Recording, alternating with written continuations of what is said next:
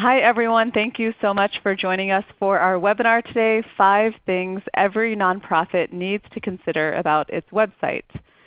Before we get started, I just want to go over a few housekeeping items, so all callers will be muted. If you have questions, feel free to use the chat box that you see on the left-hand side of your screen. If you have to drop off early or if you want to watch the webinar again, we'll be hosting the webinar on our website at TechSoup.org/community/events-webinars. We'll also be sending an email with the presentation, the recording, and any relevant links. If you're on social media, feel free to tweet at us at TechSoup using hashtag TSWebinars. But like I said earlier, we will be using the chat box that you see on the left-hand side of your screen. So just a little bit about TechSoup before we get started. We are located in 236 countries and territories, and we serve over 1 million nonprofits around the world offering discounted or donated technology. We partner with several technology companies like Adobe, Intuit, Microsoft, Symantec, and several others that you see here to make our mission possible. In addition to offering discounted and donated technologies, we also offer tech consulting, we offer training, we have apps for change, and several other things. So if you're interested in learning more about what we offer, my colleague Zareen, who's helping here on the back end, will be messaging out a link where you can find out if your organization is eligible for product donation and our other offerings. All right, so before I make introductions, I just want to make sure that you guys can hear me okay because we have a lot of people on today's call. So if you guys don't mind typing in what city you're calling in from, and I'll read a few of them out just to make sure that you guys can hear me okay. Okay, so we have Joseph from Chicago. We have, let's see, Portland, Houston, Homer, Alaska, Indianapolis, all right, Washington, San Luis Obispo, Dallas. Okay, so we have people calling in from all over the place. Awesome. All right, so I'm going to go ahead and make introductions. So my name is Seema Tucker. I am the Senior Manager of Content here at TechSoup. My colleague Zareen Kazi is the Marketing Associate at TechSoup, and she's going to be helping with the back end. So if you guys are having any technical issues, definitely let us know. We want to make sure you can hear us and see the slides and all of that stuff. And then we have our main presenter today, Adam Walker. So Adam Walker is a husband and father of 5. He is also the co-founder of the digital agency Sideways 8 and the nonprofit co-founder of 48 and 48. He is a digital marketing strategist at heart with a background in design and development.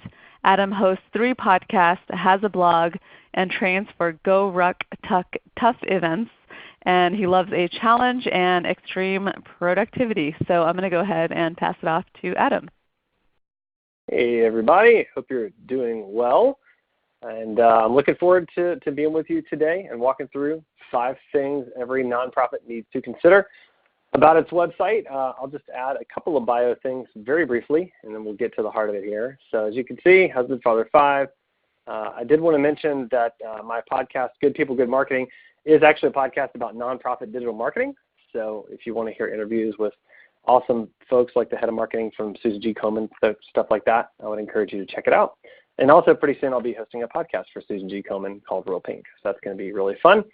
And then lastly, in terms of bio, with the permission of TechSoup, of course, I wanted to mention this, which is my nonprofit, 48 and 48. We host events to build 48 free nonprofit websites in 48 hours. And right now we're actually doing a nonprofit drive to get nonprofits signed up to get free websites. We're actually looking for about 900 nonprofits to sign up. So if you know anyone that needs a marketing website for their nonprofit, it might be a good opportunity there. You can see more at 48and48.org. And without further ado, let's dive into information about how to make things to consider about your website. So as Seema mentioned, I've got a lot of background in nonprofit marketing, and in particular in nonprofit websites, having built quite a few through 48 and 48. We've done, I think, I'm going to say 14 or 15 events now where we built 48 websites at each one, and I've had my hand in each of those. So I've done quite a few. And these are just some of the things that I've learned and some things that I felt would be helpful to pass along as we think about our nonprofit website. And so the first for that is, of course, that your website is the hub for all of your marketing efforts. The way I like to think about it is it's the hub of the marketing wheel, and all of the spokes go out. So social media is a spoke on that wheel. search engine optimization, SEO has a spoke on that wheel, pay-per-clicks has a spoke on that wheel, but it all really ultimately is going to come back into your website. You're going to drive traffic into your website. That's where you're typically going to engage. It's where you're going to inform. It's where you're going to communicate. It's where you're going to really just talk to people and give them the information that they need to know about your organization. And so I like to think about this, breaking it down into 3 ways. So first, your website is your validation tool. And what I mean by that is the website is the first place that someone is going to go and determine if they believe you are a legitimate organization or not. And so as a nonprofit, that means before somebody gives money, they're going to look at the website and determine, is this a legitimate nonprofit? Before they volunteer, they're going to do the same thing. Before they sign up for your services, they're going to do the same thing. Over and over and over again, they're going to look at your website and make a snap judgment, which is not entirely fair, right? But they are going to look at it. They're going to make a snap judgment based on the professionalism of the website, and they're going to determine if they're going to, endorse it with their money, with their time, or with signing up for something. So it is your first step of really validating who you are to the world and explaining that and getting them on board with who you are and just letting them know that you're legit. You're a legit organization. The next way to think about it is it's a communication tool. So your nonprofit, it really should be more than just an online brochure. It should be something that's a living, breathing thing that you're actively using to communicate to your audience. So it is your way of communicating with the world. Now, of course, there's other corollaries that go out from that, social media being one of them, SEO being one of them, creating other articles and other things is obviously important, that it's put other places, but ultimately the website is a hub of your communication tool. And the last thing is it's your engagement tool. You want to use it to engage with people more than just telling them, more than just shouting at them or just informing them, but you want to ask them to do things. You want to ask them to sign up. You want to ask them to give. You want to ask them to get involved. You want to engage with them actively on your website and give them opportunities to engage and to give feedback. And by the way, I should mention we will be doing questions and answers at the end, so you can type in any questions that you have. Those will get flagged for me at the end. I'll be happy to stay on the line for a good while answering questions. So next, how to craft a story through your website. So one of the things that pains me the most as a marketer and specifically as a nonprofit marketing specialist is that when I engage with a nonprofit and they're not telling their story very well, and they can't tell me what they do, they can't tell me why they're doing it, they can't summarize what they're doing, or even worse, it takes them a very, very long time and many paragraphs to tell something that really should be very simple. And so the more concise you can be in your communication, the more focused you can be in your communication and targeted, the better off you're going to be. And this is kind of my own path for a nonprofit to tell their story. So first, start with why. If there are any Simon Sinek fans out there, I certainly don't claim to have created this idea. Simon Sinek certainly did that.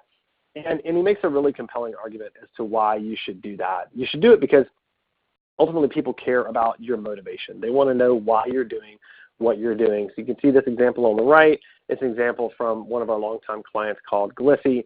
And I don't know how big it is on your screen. It says, we're developing leaders. So their why is they're developing leaders. And then everything they do flows from that why. Every single thing flows from that why. And so people want to understand, why are you doing what you do? What's the point here? Next, tell what you do, because people are typically coming to your website to understand what you do. So don't hold off, don't hide it, but identify what it is that you do. So start with why you're doing what you do. Next, go into what you do. And I don't recommend necessarily getting into every detail of every service, but at least list the services or at least broadly share what it is you're doing and what it is you're about. Next, how you do it, because people do care how you do it. They want to know. Like, so for example, with 48 and 48, we're building 48 websites in 48 hours. People are curious as to how we do that. Well, how we do that is we engage with marketing professionals that volunteer their time over a weekend, and they come in. We've got a strategy that we help walk them through, and they knock out websites over a weekend. It's how we do what we do. Next, share your goal, and by that I mean, what's your big goal? If you want to solve illiteracy in a city, then share that goal. If you want to get every homeless pet off the street, then share that goal. I mean, whatever it is that you want to do, whatever your big dream is, go ahead and share that goal so that people can get behind it and really appreciate what it is that you're trying to accomplish. So, for example, with 48 and 48 again, our big goal is that by 2025 we want to be in 48 cities globally, making a $75 million impact on the world in one weekend. So that's our big goal, and that's an insane dream that people can get behind. People love to get behind big goals. So share your goal. Next, ask for help. So you want to make sure that you have a call to action. What exactly do you want people to do? So if you want them to donate, then make sure there's a button on your site that asks them to donate. If you want them to volunteer, make sure there's a button or an explanation on how they can volunteer, how they can take that next step. If you want them to sign up for a newsletter, make sure there's an obvious way for them to do that. But ask for help. Make sure you ask emphatically and ask often, because a lot of times website visitors just don't know what to do on a website. So next, let's talk about a little bit more about that. How do you make sure that your website is actually doing something for you? And so to do that, we've got to start with what's the goal. So what do you want people to do when they come to your website? And it seems like an easy question, but it's really not, because really there's a lot of things you can have somebody do. Usually for a nonprofit, it's either donate, volunteer, or sign up for services. But you have to ask yourself, of those three, which one is your website primarily going to focus on? Because it really can't focus on all three very well. And so you've got to decide, what's your primary goal? Why is that your primary goal? How does that filter into your business strategy? And then what's your secondary goal? So maybe your primary goal is, look, above all things, we need volunteers, because everything works with volunteers and nothing works without them. And so if that's the case, then your primary goal is very obviously volunteers. You need volunteers to sign up, and your calls to action are specifically for volunteerism. But then maybe a secondary goal is, hey, we also need money because we got to fund this thing. And so the secondary goal is donate now, and maybe you've got donate now as a smaller button up in the top right, or you've got it somewhere else on the site where people can get to it. But ultimately, you've got to have that primary goal identified, secondary goal identified, and you've got to make sure you're actively asking for what you want people to do. So next, let's talk about user paths, because this is a pretty detailed one. And by the way, I do see some of the questions coming in over the left, and I'm going to circle back to all of those as well. I just want to make sure we get through all of this first, and then I'll be happy to hop on and we can talk about all the questions. So, so next, how do you craft a user path and engage more people? And so a user path or a user journey is a path that a user takes through your website before completing a desired outcome. And so what I mean by that is it's what people are going to do on your site before they sign up, or before they donate, or before they volunteer, or before they buy something, if your nonprofit happens to have a store. And so you've got to consider each of the user paths that you might want to do. And so the most obvious ones, again, are a donor path, a volunteer path, and a client path. And you want to think very holistically about these paths. And so to do that, I've kind of mapped out a process for that, for us to create a user path. So to start with, you would want to create a user persona. And so a persona is basically a description of the personification of the user that we're talking about. So let's just say, for example, that let's create a persona for a volunteer. And so let's just say that I'm just going to make something up. Let's say I've got an animal shelter, and my typical volunteer is a young 20-something. Usually they're female. Usually they're college students. I mean, again, I'm just making this up, but this is the kind of detail that you want to go into. Or you might say maybe your volunteers are a different segment. Maybe they're in their 30s, and typically they're professionals, and they have 1.2 kids, because that's apparently a thing. And they and they tend to spend their time on the weekends, I don't know, with their kids at the ballpark. And so you want to create a detailed profile of who is the average person that you're targeting for this user path, and try to put yourself into their brain. How do they think? What do they care about? What motivates them? Where do they spend their time? Where do they spend their time physically? Where do they spend their time online? And just really try to understand who they are at a personal level. And then the next thing you want to do is you want to define the scenario. So why is this person coming to your site? So for example, back on the volunteer example, let's say I do have an animal shelter, and I'm looking for volunteers. That's the persona of the volunteer. The scenario is a potential volunteer is going to come to my website, and they're looking for how they can volunteer at the shelter, typically. So that would be my scenario. This person wants to come to the website, and they want to find out how to volunteer at the shelter. So next, I want to identify how is the user going to get on this path. So is this person going to just come to my .org website, or are they going to find a link on social media and go to a specific page? Or are they going to find a link somewhere else, or be sent there by a friend, or be sent there by an email, and go to sort of a specific landing page? So I want to just understand, where are they entering in the site? So let's just say, for the sake of this example, they're entering into the site from the home page. Well, then the next thing I need to do is determine what information the user needs. So what's going to trigger them to take the next step on that path?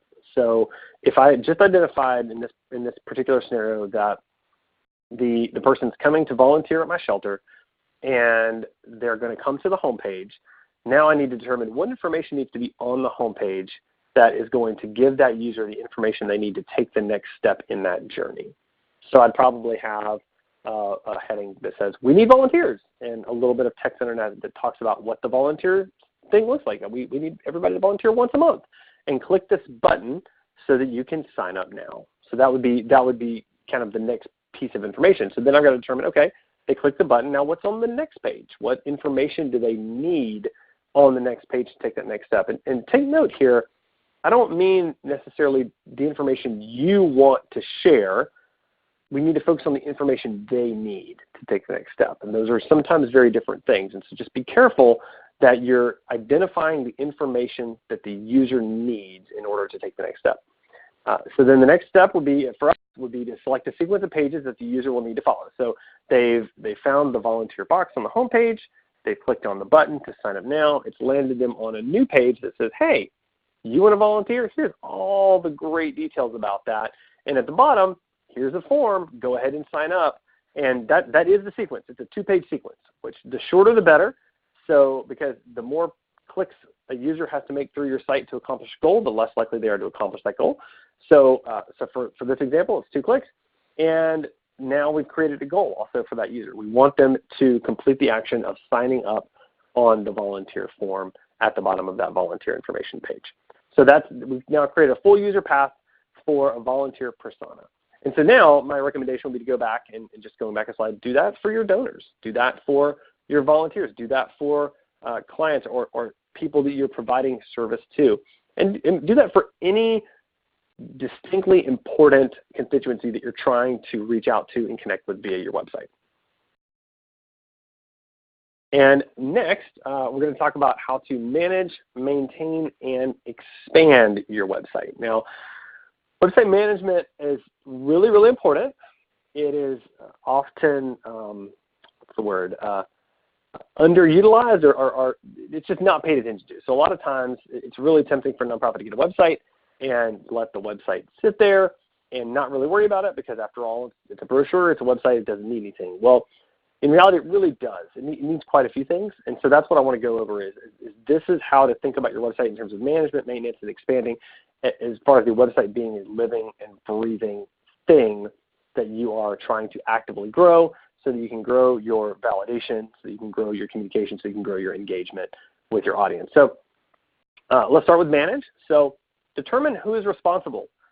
So who's responsible for content creation? And now, as a nonprofit, there are actually really some interesting ideas around this. So you probably have volunteers, and those volunteers probably have good information, and they probably have the ability to create content. And so there's actually, for most nonprofits, a very underutilized pool of people that can create fantastic content for the website. They're just never asked to. And so why not consider asking some volunteers to help you create some great content? And then it's a great way for them to sort of build their resume of content. It's a good way for them to support your organization. It's just kind of a win all around when you get other people involved in the content creation process. And there's a high level of quality content that can be created for free for nonprofits, which is kind of amazing. And you want to be creating content, because the more content you create, the more you can share on social media, the more you can engage with people both on your website and off your website. It's going to help from a search engine optimization perspective. I mean, the whole ship rises when you're creating great content that's in line with your mission and vision for your organization. The next thing you want to think about is who's responsible for content approval. So just because content's created doesn't mean it should ever go live. So because even though volunteers can create great content, they can also create less than great content. And so you want to make sure that you outline who is responsible for this content, who's responsible for reviewing and approval, what's that process look like, and just make sure you have that really dialed in and specific so that you can make sure that you're managing the content creation process well. Next, content updates. So content's been created, it's now approved. Who's updating it? Who's putting it on the website? Where does it go? Who decides where it goes? Who decides when it goes? Who's creating a content calendar?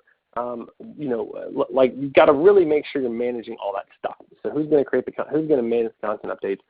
And then lastly, who's going to do regular content reviews? And so just every once in a while, probably once a year, going back to your website and determining, is the content on here good content? Or is there some stuff that just needs to go away?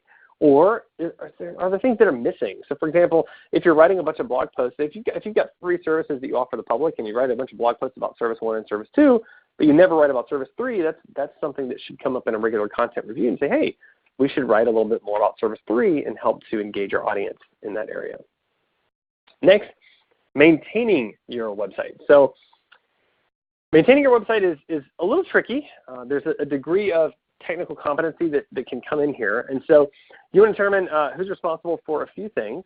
First, keeping your server and hosting account up to date. I cannot stress enough the importance of this bullet point. If you're not keeping your server and hosting account up to date, your site is very, very likely to be hacked, and that's just never a good thing. So I would strongly recommend understanding where your site is at, understanding who hosts it, who manages it, who's technically responsible for it. If you don't currently know where to go if something bad happens with your website, and you don't write down anything else from this entire talk, write this down, find out where to go if something bad happens to your website, and have a plan. Because websites are not perfect. There is downtime. There are people out there that hack and do other unkind things for unkind reasons. And so you just need to make sure you have a plan and you understand what that plan is. So make sure your server or hosting account is up to date.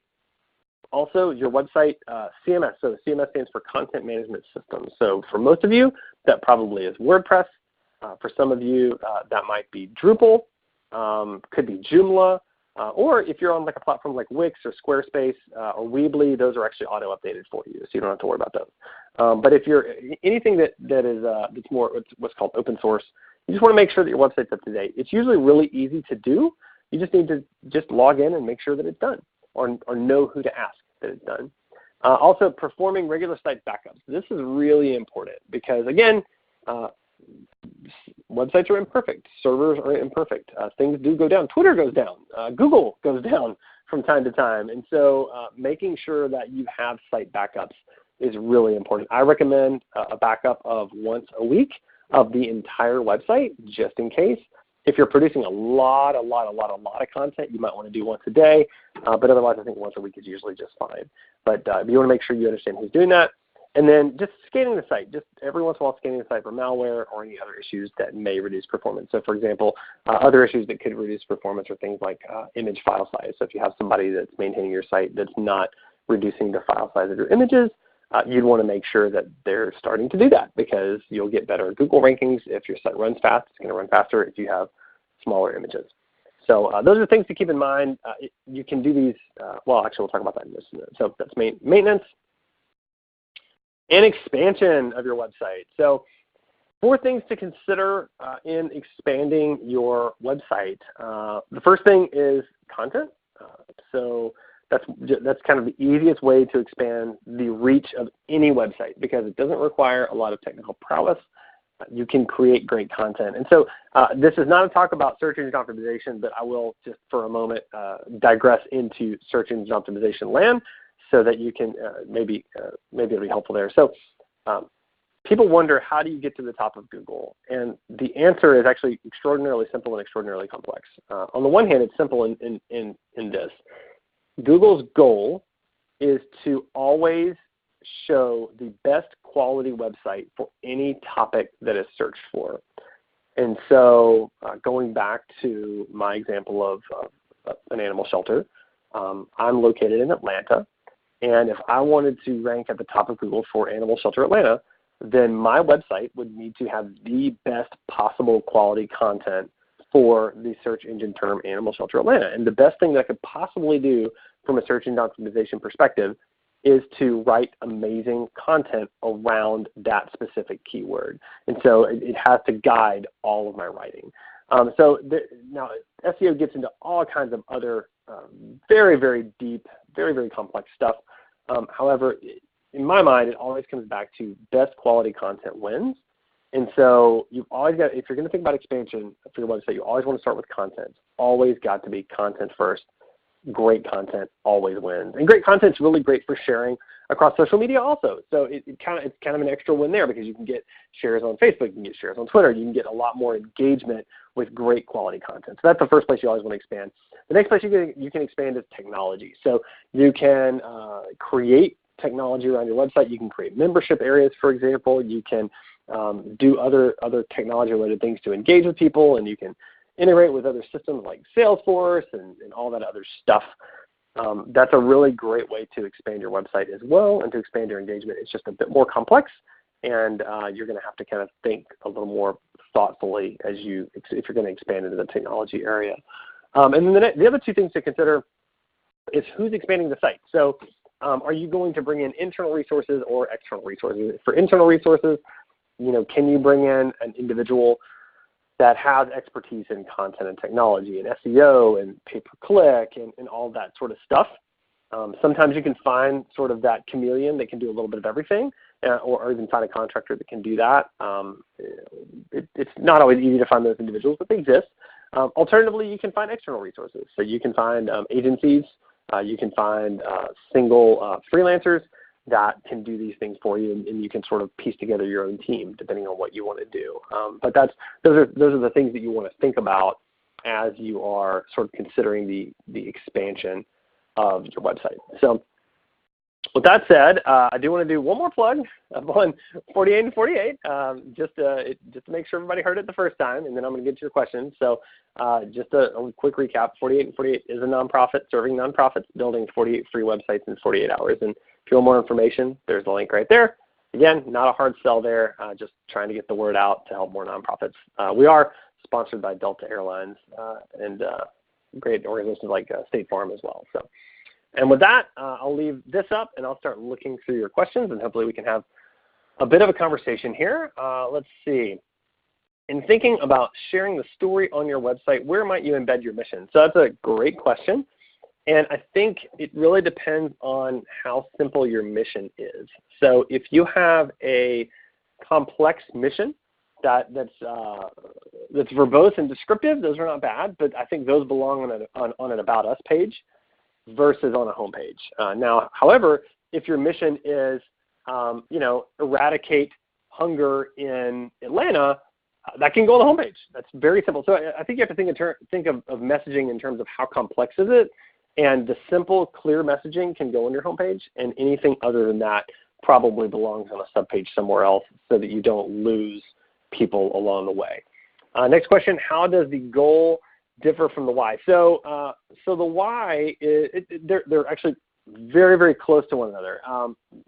But not. So, and the only thing I can do here is give you the example from 48 and 48. So the why for 48 and 48 is that we're actually created it not to build nonprofit websites for free. We really created it to engage marketing professionals to use their professional skills for good, and the best way to do that is for them to build websites for free. So that's actually our why, but our goal is 48 events in one weekend across the globe in 2025. So kind of the goal is like the really, really huge, crazy big thing. The why is what's driving us towards that goal. Next question, how would libraries succinctly cover the what we do and how you do it when we cover so many things and so many services and materials? That's a great question. So a lot of nonprofits are, not just libraries, a lot of nonprofits are very complex, and I totally get that. But if you boil things down, you can usually find ways to simplify that messaging and to combine a series of different services under one sort of larger category of services. And so with the example of library, I mean, maybe there's a huge category that's learning, and there's a whole services around learning. And then maybe there's a different one around, I don't even know what else it would be. In case of libraries, I'm not there frequently enough probably to answer that intelligently. But I think you see my point, is you can begin to take complex things and see how you can categorize them into broader categories that are understandable to an audience sort of in a bite-sized chunk. Next question, how can a website deter people from requesting to volunteer? We are not a volunteer-oriented nonprofit, but we get dozens of applications every month and take up considerable HR time to respond to. So that's a really interesting question. So when you're getting inquiries that are the wrong inquiries, the first thing I would look at is messaging. Is your messaging confusing in any way? So is there anything in there that would make people think that they can volunteer?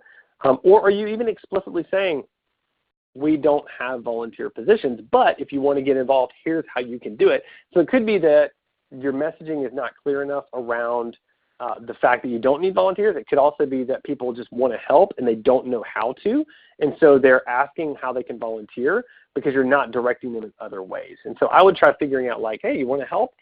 You can tweet. Here's a tweet. Here's a sample tweet for us to tweet about us, or you can post on Facebook, or you can join this LinkedIn group. So I think you can redirect people perhaps and see if that's a different way you can engage them. How does having a 2-page path for the user go with having a lot of content on the website? I'm not clear on that. So, well, those are two different things, I think. Content and user paths, they overlap, but they're not necessarily the same thing. So, for example, content, it may be that you have a services page, and that services page summarizes all of your services, and then each individual service has its own very, very detailed, deep page, and maybe even a page or two off of that. So that's a lot of content, but you don't necessarily need someone looking for your services to go through all that content. You need it available to them, but they don't necessarily have to go through it to convert. So then the question becomes, for the person needing services, and then you get a lot of service content, what's the minimal amount of information they need in order to take the next step? And that's what you always want to think about. So you've got a balance between providing enough content because there's always users that want to dig deep. There's users that really want to dig in, read. They want to read white papers. They want to read blog posts. They want to really know everything. But there's a lot of other users out there that really just want your services, and they don't want to jump through a lot of hoops, and they just need to know the bare minimum in order to know that your service is the right fit for them. And so my recommendation is always, when you're creating a user path, to number one, determine what that minimum amount of content is that someone needs to take the next step on that user path. But then two, at the same time, show them options for more content. So you could have, so on the 2-step one, for example, I could have a volunteer section on my homepage, and then it leads to a short volunteer page with a form at the bottom. But that short volunteer page could have a sidebar that says, hey, you want to know more about these 17 volunteer opportunities? Click any one of these links, and there's a white paper on every single one of them that's 40 pages long. You can read to your heart's content, or watch the video, or whatever. So you can do it that way to give them those options. Next question, let's see. Advice on how to manage responsibilities with a tiny team. So, man, do I understand that really, really well. My team at 48 and 48, my nonprofit, we're 2.5 people. So I get tiny teams, and it's always prioritize with that. So it's really tempting with marketing, with websites, to try to do everything, and it almost inevitably means that you do nothing well. So a great example is right now we're doing a nonprofit drive, and all of our efforts are towards that nonprofit drive. All of our social efforts, all of our website efforts, all of our time is towards that. And then we'll once we've got that, we'll focus on the next thing, and we'll have a singular focus on that, and then the next, and then the next. So I would say just as singular a focus as you can have on each individual item that you know is critical. That's going to make it much easier for you. So it's just all prioritized. Unfortunately, I wish there was a better answer than that, but that's really the only answer for that one. Let's see, next one. Considering switching from WordPress to Wix, does Wix do backups for us? Do you know? To be honest, I don't know if Wix. I would think that they do. but I do not know that for a fact. I can tell you there are, full disclosure, I'm a WordPress guy through and through, and I have been since 2005. So my whole agency is built on WordPress, so super biased. But with that said, there are sometimes good reasons to move to Wix. Wix does offer some things and make certain things a little simpler. So it really just depends on what your future plans are. I would suggest, if you're going to make that move, to just think 5 years down the road and determine if Wix is going to become too limiting for you down the road. If it's not, that may be a good solution. But ultimately, Wix probably will manage all of the backups and everything for you. Do you have any recommendations for website management? We have a WordPress site. I can do most of the content updates, but do not have the technical knowledge to do things with code. So there's a couple of layers to that. The first thing I would recommend for anyone with a WordPress site at all is to be absolutely sure that you have good hosting. I personally am a big fan of WP Engine. It is not cheap at all by comparison. So just comparing the cost of WP, and by the way, I don't have any direct affiliation with them at all. I pay them money, but their cost is $40 to $50 per month. You can get hosting on Bluehost or GoDaddy for like $5 to $10 a month. I've just had a lot less problems on WP Engine than I have anywhere else, and for me and for our clients, it's worth the extra money for the lack of headache. However, I will say Bluehost is actually a partner of 48 and 48, so I can't disparage Bluehost. They do have some WordPress packages that are pretty good as well. Alternatively, I would strongly recommend that you've got some kind of website care plan with an agency or with a contractor that can just be regularly checking on your site, because it's probably not worth your time to do that. So I would. It's always good to have a technical person on call that's at least doing a once a month sort of check if you've got the budget to do that. That's one thing that I would strongly recommend. Next question. I didn't know Google ranking considers site speed images. Do you have any more info on that concept? I'm interested. So yes, I do. Google heavily ranks site speed, in fact, because mobile is such a big deal. It is becoming more and more critical that your site is fast. And so a couple of things that you want to think about with that. So Google has a site speed tester. If you just Google site speed tester, you can find it. So I don't exactly remember where it's at, but it's real easy to find. They also, and this is a really handy tool, they have an image compression tool. So anytime you're so really the big thing that makes images, that makes websites slow are images. If you put a bunch of big images on there, it just slows down the site horribly. And so I believe their tool is called Squoosh.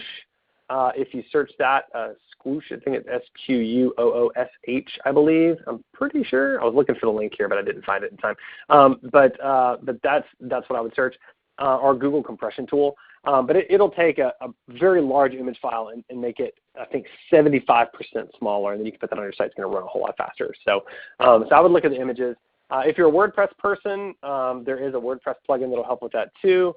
It's called, oh man, it's not coming to me. Hopefully, as I'm answering some other questions, that plugin name will come to me, and I can, it's WP Smoosh, S-M-U-S-H, WP Smoosh. So if you've got a WordPress site, that's a good way to speed it up too. So next question. Can you look at an organization's website and make suggestions for the organization? I certainly can. I would not, unfortunately, be able to do that within the scope of this call, or do that on the fly, unfortunately. So that may be a different. Maybe we'll do a whole webinar about that. That would actually be kind of fun. All right, next question. We have a lot of people contact us that are out of state, even though we've listed our location, our homepage, and contact page. We're a shared community kitchen and can't help those out of state. Is there more we can do to point people in the right direction? So, yeah, I think, so if it were me, I would, on that form that they're filling out, I would ask them what state they're located in. And if they choose a state that's not your state, I would probably have an error message come up that says, hey, we're not in your state. I'm sorry that we're unable to help you. here is a link to a resource that you might go to that could help you. So that would really completely take away all of your problems, essentially. And, I mean, additionally, if that's too hard because maybe you don't have somebody that can write that code, you can also think about messaging on that page and possibly up at the very top say, hey, we only serve the state. If you're not here, we would love to help you, and here's the best way we can do that. Here's a link. Go there. So that would be another way to do it. Next question. What does a nonprofit need to do to be selected for 48 and 48? So that's pretty straightforward. Actually, you can sign up on 48and48.org. And if you scroll to the bottom, there's a link for the nonprofit sign up. And there's also going to be a link in this slide deck that will be sent out to you as well. And you just sign up, and essentially, if you're under a $3 million budget, you pretty much get approved. And then you move through our process from there. So, and you can always reach out to me. I'm on Twitter. I think well, the 48 and 48 Twitter is on the screen right now, but my Twitter handle is also AJ Walker. So you're welcome to reach out to me directly there, and I can help any way I can. Okay, next question. What are some examples for calls to action if your user is simply someone who is informing his or herself about your content? So if they're just informing, if it's really simply information, then my recommendation would be that you at least try to capture their email address in the form of a newsletter sign up. Because at the very least, it gives you the opportunity to engage that person down the road, and you're not just losing that opportunity to connect with someone. So I would do that. And the nice thing about that too, and this is maybe a whole different webinar, is that you can capture that email address, and then you can actually create an automated response to that email address in a platform called like MailChimp, for example. MailChimp is free under a certain amount. So you could set it up in MailChimp where you say, okay, when somebody signs up for this email address, we want to send them this series of 10 emails over the next 6 months, really introducing them to who we are and what we do and why we do it and how they can engage, and just like really walking them through all this stuff via email, which is really, really cool. So I think that's a great opportunity. Next question, can nonprofits qualify for a free website only if they are in the location of the events and dates, or is there another? So actually, no. All nonprofits anywhere globally can qualify to be a part of 48 and 48. It is not limited to the event locations. The event locations are simply where the work is done, but we will take nonprofits from literally anywhere in the world. The goal is to help people worldwide. It just has to be 501c3 and under $3 million budget. Those are the criteria there. Next question, where should a small nonprofit have its web server? In the office or in a service in the cloud? What should we look for when buying a server or a cloud service? So I would definitely go cloud because it's going to be less management. It's so cheap now. So if you're technical enough to set it up on Amazon Web Services, I think that's great. Personally, I still probably would not do that. I would go with something more specific. So again, like a Bluehost if there's a specific service there, or a WP Engine. GoDaddy also has some decent hosting options as well. So I would look at any of those three options, or also DigitalOcean if you're more technically minded. We actually do a lot of stuff on DigitalOcean right now, which is a really great platform and really growing very, very fast. So that's what I would definitely do it in the cloud though. All right, next question for associations with a single major annual event. What are your thoughts on having a separate website for the event itself? That's a really interesting question. What are my thoughts on having it? I think it probably depends on complexity. So if the event site warrants its own level of complexity where you really need to have like all this information about this event and it's tons of pages and tons of information, it may make sense to have it off-site. However, bear in mind that in breaking it off from your main nonprofit's website, you're taking traffic away, you're taking impressions away, you're taking basically away what they would call, and it's a silly term, but they call SEO juice from your main website. And so I prefer with the people that I work with to have everything in one site as much as possible because it keeps all of the users in one place where we can sort of control the traffic and we can sort of control the narrative and keep people sort of all on the same page. So I would lean towards all in one place if possible, other than some outlying scenarios. Next question, what are a small nonprofit that would like to know if there are services that will review a website and give suggestions on how to improve it with little or no cost? That is a really interesting question. And I don't know of a service that's out there that does that. I may have to create one because that's really a fascinating idea, and it would be kind of fun. I will give that some thought. I do not know of anything out there that does that right now, but I think that's a really fascinating idea. I may have to create that later. Okay, next question. Would you recommend if my organization has one site manager but many staff submit changes in information to be put on the site that additional staff become site admins to make changes themselves? So that's a mixed bag, because if you, let's say you give 5 people access to your website on staff, and one of those people is just very passionate but not as skilled as they might believe that they are, the danger is they might go in and change a whole lot of stuff that you don't want changed. And so I personally prefer to have a website under the control of one person or a very, very tightly knit group that's all on the same page. Otherwise, there's a very real possibility that things can run off the rails very quickly and become off-brand, off-message, become damaging. It can just become a big problem. So I think I would keep it in the hands of 1 to very few individuals, if at all possible. Next question. I've heard that load time is critical to keep users engaged on your website. Ours is considerably less than the industry best standard. What are the best ways to decrease load time? So the first thing I would do is go to tools.pingdom.com. That's pingdom.com. And they've got a speed site checker there, and it will actually give you a whole list of stuff and suggestions on what you can do to speed your site up. So sometimes the things that it lists are not actually possible depending on how your website is constructed, but ultimately it'll let you know, are your images too large? Are you calling in too many scripts? Are you calling out to too many other sites? Are you loading too many fonts, for example? If you load too many web fonts into your website, it significantly slows down your sites. I mean, typically you want to load in, 2 to 4 fonts at most, but a lot of sites are loading in like 15. So that's kind of one thing to think about. But I think tools.pingdom.com is great. Also, the Google Site Speed Tester will also give recommendations as well. I think either of those are really great resources to get you started there. Is there an easy way to make your website work correctly on different devices, for example, phone, desktop, laptop, iPad mini? That is a complex question. It's really going to depend on how your website is built. So if it's an older website that is not responsive, the short answer is no, there's not a real easy way to do that. Most newer websites are going to be built on what's called a responsive framework, which means they're going to automatically adapt to each of those different screen sizes. My recommendation is that if your website is not built on a responsive framework, that you strongly look at a new website, because I would bet most of you, if you look at your Google Analytics, which by the way, if you do not have Google Analytics set up, I would strongly recommend you setting that up. But if you look at your Google Analytics, you're going to notice that probably half or more of your traffic is actually coming from mobile. So I would definitely pay attention to that.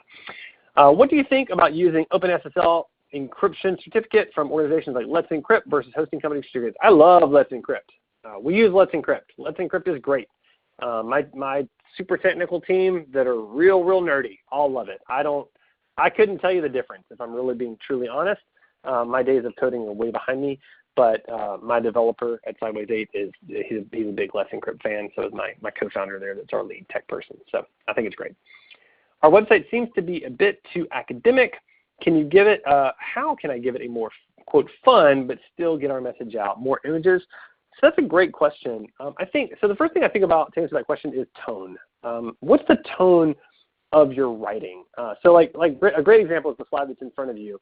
It says, thank you, and check out our sense of humor at sideways8.com. So it's pretty obvious just from that one line that our tone is kind of quirky, a little sarcastic, a little goofy. And actually, on sideways8.com, if you go there, at the very first thing you see at the top is a question that says, do you want to read this in business English or sarcastic English? And it's just our way of just kind of having fun and just sort of being silly.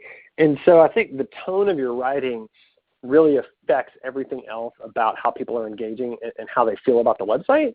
And so, I think images are great, but I think ultimately the tone of your writing and the content of your writing is really what's going to determine that. Next question, how do you make your website handicap accessible? That is a great question. That's something that you probably would need to talk to like a technical developer about. There's different levels of accessibility. And so you want to look at what's the minimum that you need to do versus the maximum that you need to do. The minimum is usually pretty straightforward. The maximum is usually actually very intense. At the very least, you want to be looking at things like is the structure of your site set up correctly? Are your images, do they have alt tags? Are there descriptions of them? I mean, just very, very basic things like that. But then there's a lot more technical stuff that you'd want to get into that unfortunately is a little bit beyond the scope of this particular webinar and my particular skill set. So I would say just talk with someone technical that has experience doing that is really important. Next, what is a reasonable cost for a website reorg and design? We're a small nonprofit with an all-volunteer team. So that is a really tricky question, so let me give you some ranges. Now, obviously, on the 40 and 40 event side, it's free. I would say you're going to look at things in terms of levels. So if you talk to, for example, a freelancer, you're probably going to be looking at costs somewhere between $1,500 and $5,000. I would really expect more of the $5,000. That's going to be a freelancer that kind of really has their processes together and understand what it takes to go into a website. Somebody that's doing your website for $1,500 probably does not have a great understanding of what you're going to need, and they're underestimating the cost of it, and then you're going to end up butting heads with them when they don't want to do, when they struggle to get it done because they're not getting paid enough. And so just be really careful about that. Then as you move up the chain, when you start talking about small agencies, you'd be looking at like somewhere between $5,000 and $15,000, and then moving up into larger agencies, you're probably looking in the $15,000 to $50,000 range. A great example is the sites that we build at 48 and 48 are typically built by marketing professionals from decent-sized agencies. So we put the value on that as closer to $25,000 in terms of the actual value of the website. So it's a huge spectrum. Honestly, the big thing you want to look at, you really just want to know two things about working with a vendor. Number one, do you trust them? And can you work with them for a long period of time? Number two, do you like their work? If those two things are in line, everything else is going to be fine. If either one of those things is off, do not proceed. So that's my advice there. Next question, is there a formula to determine how much capacity to purchase to have a responsive website? How much capacity to purchase? I'm not sure if I understand that question. So, I mean, a responsive website is the structure, it's the actual bones, the foundation, the structure of the website is responsive. So it's not about capacity in terms of volume of traffic. It's really about what the actual skeleton of the website essentially is built on. I'm not sure that I answered that well, but that's the best I got for that one. Next question, what are industry best practices for your Donate Now page? Ooh, great question. Number one, I would strongly encourage you to consider two options for donations. One is an individual donation. The other is a monthly donation, because there are a growing number of people that believe in causes and want to sign up for a monthly donation of $20 a month. And that doesn't sound like a lot, but when you multiply that by several hundred people, it is a lot, and it's great. And so I would strongly recommend you think about those two options and models. If you don't have a way to do that, consider using Stripe. Stripe is a really great payment processing tool. Though I think TechSoup probably also has actually a bunch of, I would assume they've got some processing tools that might even be better. But make sure you can do both. Then also make sure I like to do suggested donation amounts, because some people, they don't know what to give. And so they come to the donation page and like, well, should I give $10? Or should I give $50? And for some people, that's not a big difference. And so if you suggest 50, you might get 50, which would be great. And the other thing you can do on donation pages is let people know what they're doing, like what it goes to. So if you give X amount of dollars, it covers X amount of meals or X amount of time read to school children, reading books to school children or something like that. But to give people a tangible idea of where their money's going is really helpful. Next question. Let's see, we have received many requests to have a virtual tour of our museum on the site. Do you know the best way to have this completed? Yeah, actually, Google has a service for doing those types of tours. I think there's probably other services as well. That's getting a little outside of my particular area of expertise. So TechSoup, again, might be a better resource than I am on that particular one. But I do know there are several platforms that do that and do a really, really good job. So that's a very non-answer to your question. I apologize. That's the best I got. Let's see, next question. What aspects of a nonprofit website can we succeed to our social media pages, such as Facebook and Instagram? Ooh, that's a really good question. So for one, I would probably put like image galleries and photo galleries and things like that on social media. It's not really the kind of thing that people are typically looking for on a website anymore unless there's a really specific reason to have it there. But just in general, I think it's great to have there. The other things you can think about is like you can not so much duplicate but promote content on some of those platforms. So for example, if you've got a great white paper on something, you can use Facebook to engage and promote there and then draw people back into the website. Those are the first two things that come to mind. And I would think about like a lot of video engagement too, Facebook and Instagram. Instagram Live, by the way, is a really great opportunity that's underutilized right now, so you might want to consider that. This isn't social media talk, but I'm just saying Facebook Live and Instagram Live are both getting a lot of love right now from the algorithms and the powers that be behind them, so something to think about. And next question, what is the best option to translate content on our website into additional languages? Use Google Translator or hire someone to translate the content directly. So that is really going to depend on how good the translation quality needs to be. Google Translate does fine in terms of just bare bones, very, very, very generic understanding of what the site is, but it's going to absolutely miss some stuff, and it's going to miss the nuances of language. And so you just need to understand that going into it. So for example, if you have a website and you're serving both English-speaking and Spanish-speaking people in a specific community, I would not use Google Translate for that purpose because I would assume that the Spanish-speaking people are just as important to you as English-speaking people, and in that case, you need to have someone that's a native speaker translate it for you to be sure that all of the nuances of language genuinely translate to that person.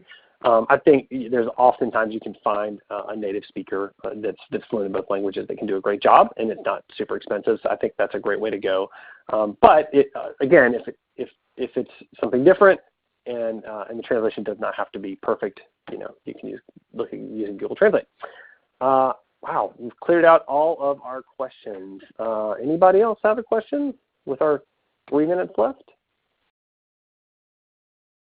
So I think we're going to have to close out the webinar now. We have a few closing slides, but thank you, Adam, for plowing through those questions. Yeah, and thank you to the audience for asking so many good questions. So before we close out, I just want to quickly thank you, Adam, again. That was super informative. Before you guys leave, if you guys don't mind, we have a post-event survey, so any feedback that you have for us is always really helpful.